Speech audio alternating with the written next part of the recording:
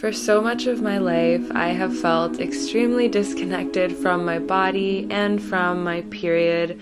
I would never keep track of when it was going to come and would try to get it over with as quickly as possible. The more that I have deepened my connection to nature and have seen a part of myself in every living thing so intricately connected and reflected by all the cycles in nature, I have awakened to the gift and blessing it is to bleed every month, to experience a sort of death, knowing that birth is brewing in this shedding, and above all, to have time every month to deepen into my power, reflect, and make extra time for self-care.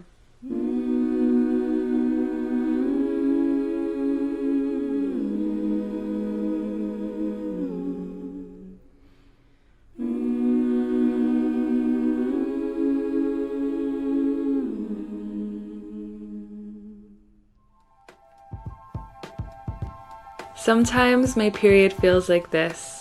An awakening, a bursting of life, love dripping from every inch of me, just feeling so open and free. But other times it feels a little more like this, an achy womb, a craving for solitude. I usually actually spend the first 2 to 3 days of my moon cycle not being too social and kind of submerging myself into a womb cave of total solitude.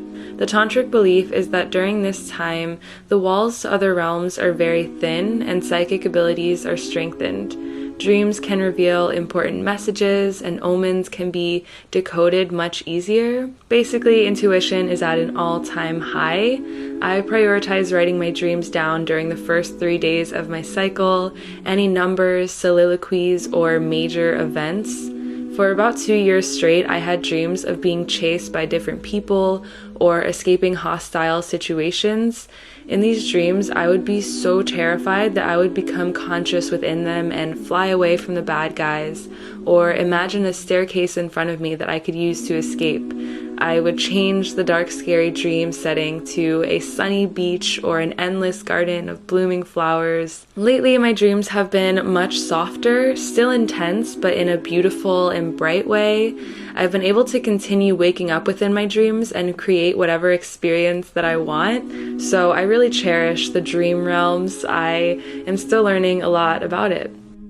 I'm super mindful of all that I am absorbing through food, conversation, social media, and literature. I think that eventually we all become what we're taking in through all of our senses, because we're really just these containers for energy, and all matter around us has a frequency that's being exchanged and imprinting upon our own.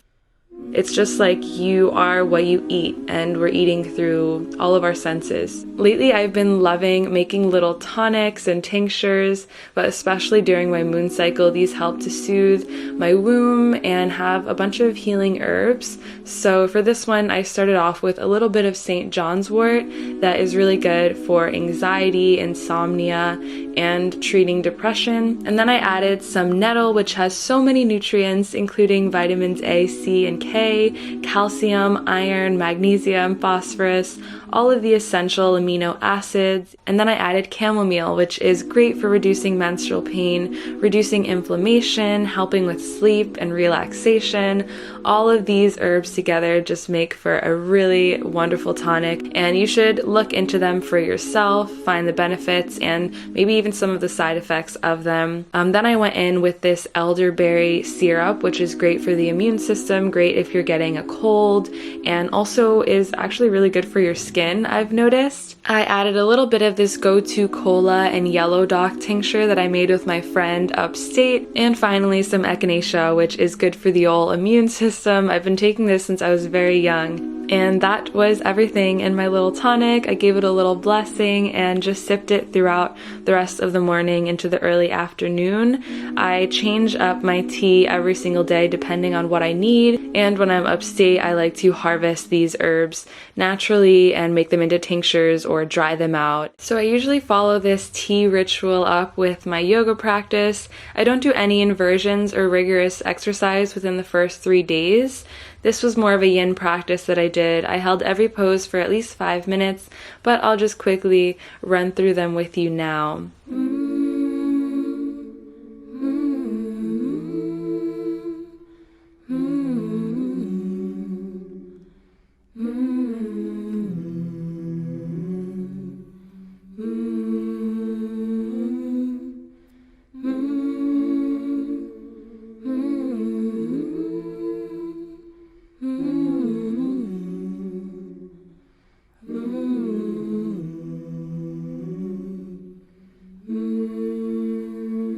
I finish off merging into the stillness. Sometimes I cry and feel the release of so many different emotions or stories as they unravel. I feel everything that's coming through during this time with absolutely no attachment.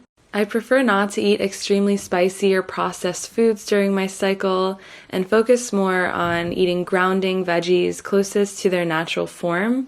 I really love going to the Saturday farmers market in my neighborhood to get fresh local produce. I chop it all up together in a pan with onions and seasoning for about 30 minutes, and it's a really simple, grounding, filling meal that I usually just put over a salad and can eat a lot of.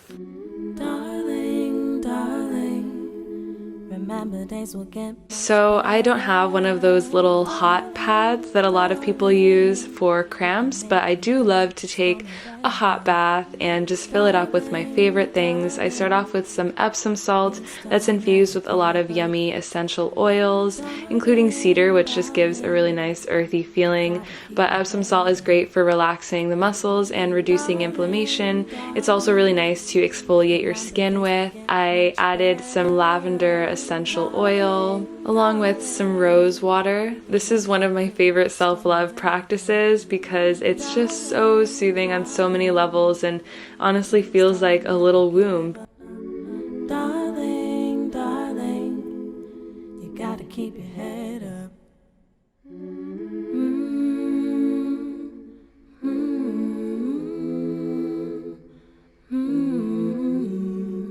During this time of release, it's so beautiful and enchanting to spend time in nature, to spend time barefoot in nature, swimming in fresh rivers, or just hugging trees, talking to the forest. I mean, it's really such a special time to be connecting to Source. But if you live in a city like me, going for a walk and going to the park and hugging your local trees and saying hello to the little squirrels, that works too, and it's just really uplifting to the spirit instead of staying inside all day.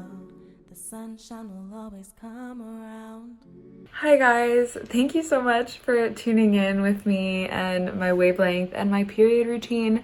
I completely forgot to make an outro for this video, so I'm doing it now. I kind of like filming shitty outros so that I can break the illusion of perfection and just everything being picturesque and dreamy, which I think all of life is in a certain way, but all of it is also like messy, and that's beautiful too. But I wanted to let you know that for the first 3 days of my period, I usually use the salt cup, which is SAALT, and there's 2 different sizes, and that's just a good way to prevent using tampons or pads which aren't sustainable and have a lot of chemicals. Although I'm not a huge fan of the suction, okay, I call them suction cups, the cups for periods, because they feel like they're suctioning my womb sometimes when I remove them. It just feels like this intense pain because you have to break the seal of them, which means like digging your fingers all up in there, and is not always the most sanitary. So I'm still like trying to figure out what the best method is for me. But then the last few days of my period, I really like to use THINGS underwear, and those you can bleed in for I think up to 4 hours, and then you change them, and those are really amazing and just so comfortable. But they're not the best for the first few days of my period, I've noticed, because I just leak through them and I need to change them every hour, which is not fun. But yeah, that's kind of what I'm using for now, and it's just gonna keep evolving. So let me know what you guys like to do on your period and your moon cycle, or whatever you like to call it. I just really like to make this time sacred and fun and celebrate it rather than wishing it away like I have for so much of my life. And I wanted to share that with you guys. But thank you so much for watching and receiving this, and I hope to see you in a video soon. Yeah, I love you. Bye.